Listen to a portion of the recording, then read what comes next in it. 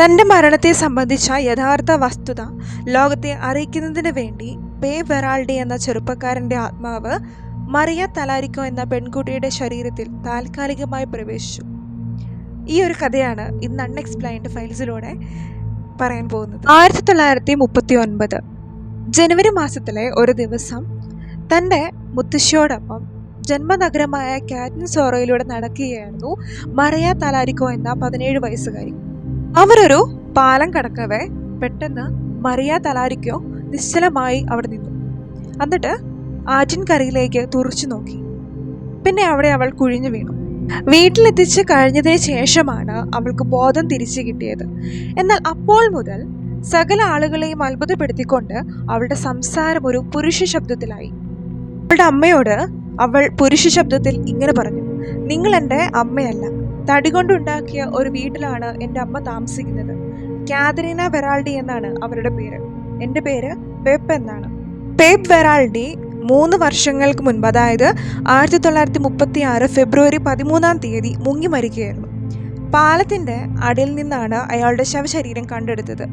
അതേ സ്ഥാനത്ത് വെച്ചായിരുന്നു മറിയ ബോധരഹിതയായി കുഴഞ്ഞു വീണത്. അയാളുടെ ആത്മാവ് മറിയയുടെ ശരീരത്തിൽ പ്രവേശിക്കുകയായിരുന്നു. മറിയ ഒരു കഷ്ണം കടലാസ് ചോദിച്ചു വാങ്ങി വെറാൾഡിയുടെ കൈയ്യക്ഷരത്തിൽ അതിലേതാനും വാക്കുകൾ എഴുതി. പിന്നീട് അവൾ വൈനും സിഗരറ്റുകളും വേണമെന്നാവശ്യപ്പെട്ടു. അവിടെ കൂടിയിരുന്നവരോടൊപ്പം ചേർന്ന് അവൾ ചീട്ട് കളിക്കാൻ തുടങ്ങി.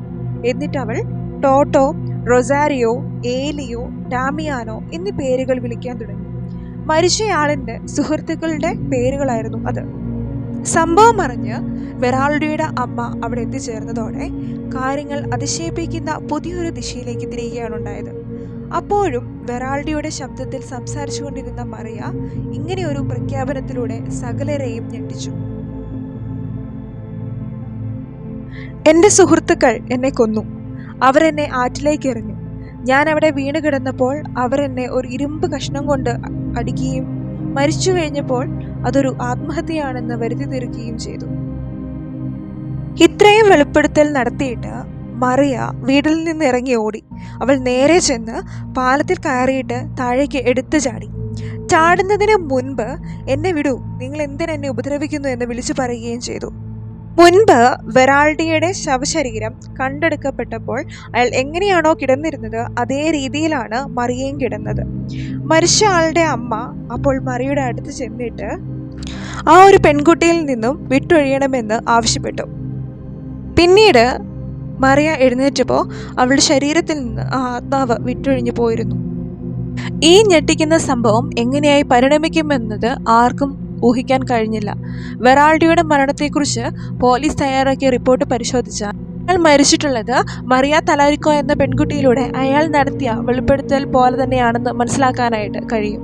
എന്നാൽ അവൾ പേരെടുത്ത് വിളിച്ച സുഹൃത്തുക്കളിൽ നിന്നും ഈ ഒരു വിസ്മയത്തിലേക്ക് വെളിച്ചം വീഴ്ത്താൻ ഉപകരിക്കുന്ന എന്തെങ്കിലും വിവരങ്ങൾ ലഭിച്ചിട്ടുമില്ല.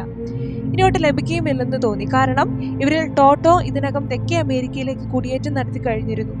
ഏലിയോ മരിച്ചും പോയി. മറ്റു 2 പേരെക്കുറിച്ച് യാതൊരു വിവരവും ഇല്ല. 12 വർഷത്തിന് ശേഷം 1951 ടോട്ടോ എന്നറിയപ്പെടുന്ന ലൂഗി മാർഷറ്റ് അർജന്റീനയിലെ ടൂക്കുമെനിൽ നിന്ന് വെറാൾഡിയുടെ അമ്മയ്ക്ക് ഒരു കത്തെഴുതി.